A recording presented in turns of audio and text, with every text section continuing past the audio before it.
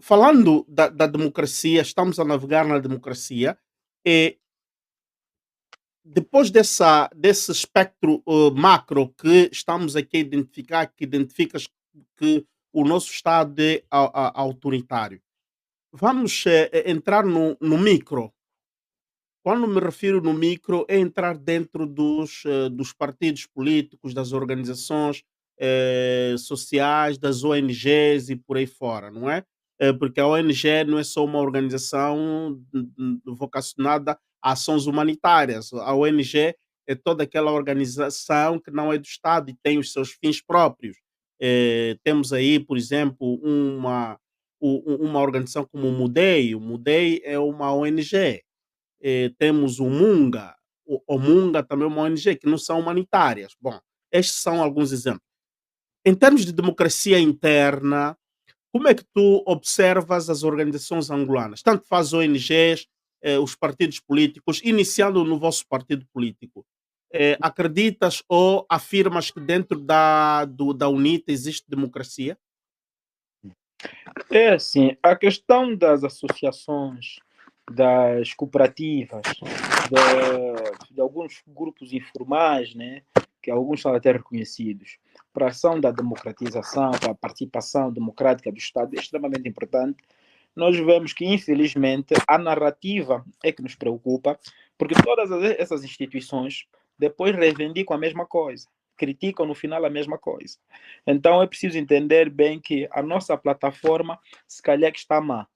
A UNITA, particularmente, foi o partido que fundou a democracia em Angola, tem feito um exercício sacrificado, porque, infelizmente, por sermos democratas, as pessoas de má fé, de má índole, têm sempre se aproveitado dos nossos princípios para alterar o curso de muita boa ação, congressos, iniciativas com objetivos de utilidade para todos os militantes, às vezes é reduzido por questões de minorias, mas tudo isso é respeitado. Porque no âmbito da participação, da abertura e do exercício, todos têm o mesmo tratamento, respeitando os estatutos, respeitando os regulamentos. O único constrangimento que pode haver, que também é democrático, é o desrespeito à lei. Fora isso, eu acredito que nos últimos congressos, que eu acredito que são os momentos por cultura, claro que nós sabemos que ainda é insuficiente para entendermos que sejam os níveis mais altos de democracia do país, mas nos congressos, nas eleições, são os momentos que existe maior participação de todos. Né? Porque houve episódios que também a opinião pública angolana assistiu. Hoje está em voga o problema do MPLA e vou querer ouvir a tua opinião, mas dentro da UNITA também já houve estas crispações, não é? Houve militantes que foram sancionados, foram disciplinados, eh, houve, portanto, congressos que tiveram que ser, digamos assim, anuladas, por aí. Será que estes problemas dentro da UNITA não é mesmo esta questão também de maturação da democracia, que dentro da UNITA a própria democracia interna não está tão madura como se possa entender cá fora? Porque ouve-se dizer que existe muita rigidez, existe muito excesso de disciplina.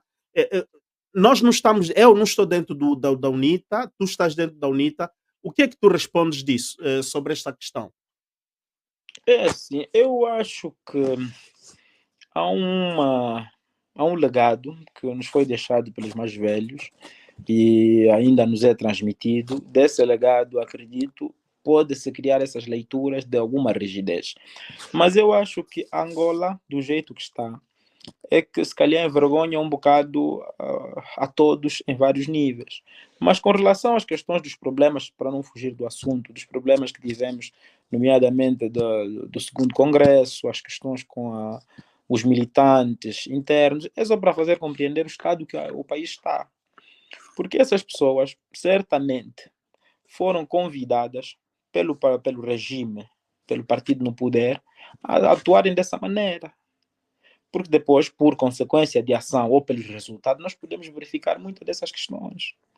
Então, quando tudo isso acontece, nós já entendemos que há aí um maquiavelismo, né? Uma falta de honestidade, seja intelectual. Uhum.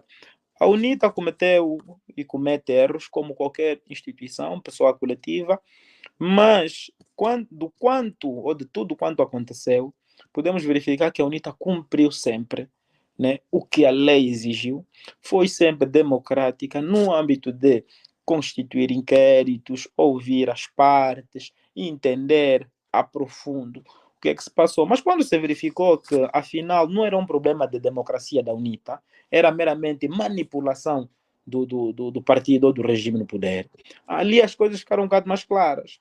Mas graças ao povo, porque o maior exercício de democracia que uma instituição pode transmitir é uma comunicação tão forte como a UNITA teve com o povo naquela altura, porque o próprio povo patrocinou o segundo congresso da UNITA. Não estava a dizer que a democracia é o povo dar dinheiro à UNITA, Sim. né? Mas eu estou a falar dos níveis de comunicação, o nível de entrosamento, o nível... Mas essa questão em Angola ainda é estranho, é muito estranho vermos um partido a ser financiado não é, pela própria população, pelo cidadão comum que nem sequer milita no tal dito partido, o cidadão, porque acompanha e a comunicação chega neste cidadão, eles, portanto, financiam o partido. Para vermos, aqui na Europa, em vários países, há partidos políticos, por exemplo, cá na Itália em que estou, já há uma lei, essa lei já funciona, que os partidos políticos já não são financiados pelo Estado. Então, os partidos políticos cá na Itália, eles sobrevivem do financiamento, digamos assim, do cidadão, de doações. Na América, temos estado a acompanhar a própria campanha eleitoral, eles fazem angariamento de programas de angariar fundos, recolha de fundos e doações do cidadão. Em Angola, ainda é tabu isto, não é? É tabu. Se verem um cidadão e tal, epá, é problema. E todos os grupos políticos querem tocar no erário público. Qual é a tua opinião sobre isto? O mano está a ver os níveis de democracia. Os níveis de democracia mais altos são esses, em que o cidadão se envolve com as instituições políticas, exige, apoia e, se calhar, de certa forma, ajuda a conduzir as instituições políticas, né? Porque... Olá lá.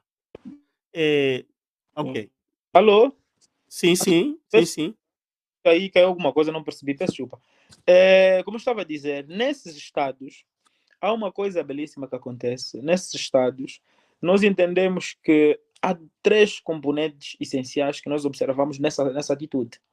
Primeiro, o indivíduo ele é consciente, ele está devidamente maturado, porque o nível de sacrifício, até econômico, que ele vai fazer, quer dizer que ele estudou, acompanhou, analisou e acredita naquele político, naquele representante.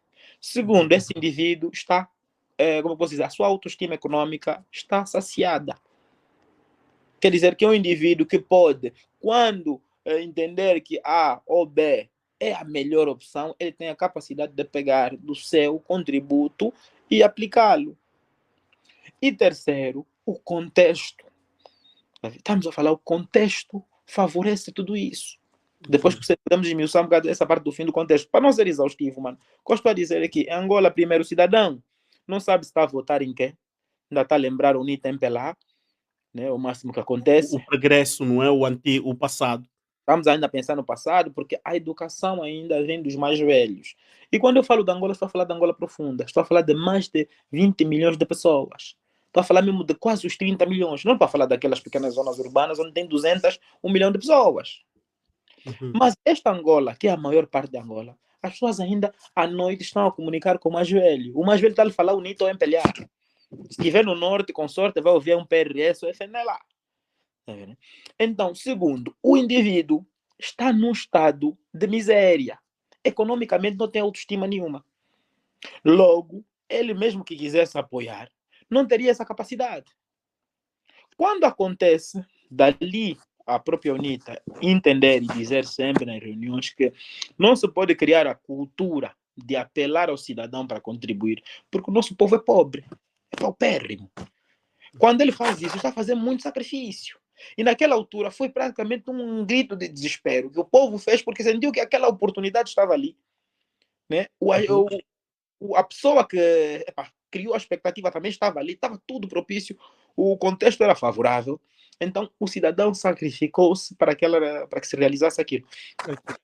Mas isso aí é que é democracia, Manolo. Infelizmente, o partido no poder perdeu a sensibilidade, deixou de ser povo, porque quando falamos da UNITA, a UNITA é democrática, e além de ser democrática, não esqueça as suas raízes. Nós representamos, dali dizerem sempre que a UNITA é dos quimbos, é das matas, não sei. A UNITA representa a maior parte da população angolana, que é mesmo a camponesa, a do quimbo, a Walale, Ndalale, tá vendo? Né? Hum.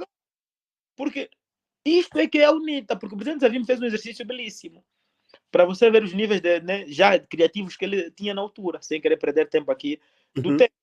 Ele retirava indivíduos das suas zonas de origem, formava-os e devolvia-os àquelas zonas. Mas, Tá vendo? Edgar, eu gostaria de falar um pouco mais sobre este processo interno da UNITA e o impacto que a UNITA fez com os angolanos de Gema, né? Porque vemos que a UNITA parece que é muito mais identificada no sul no sul-leste do país que no centro e norte, ou melhor, no centro-norte e norte em si, embora que ultimamente vimos Cabinda, a UNITA ganhou nas últimas eleições, e a província do Zai. Na província do Is, não é bem assim, Malange, que era uma província, se dizia, inimiga de Dr. Savimbi, também os resultados foram assim. Bom, não é o tema de hoje, mas gostaria um dia voltar nisso,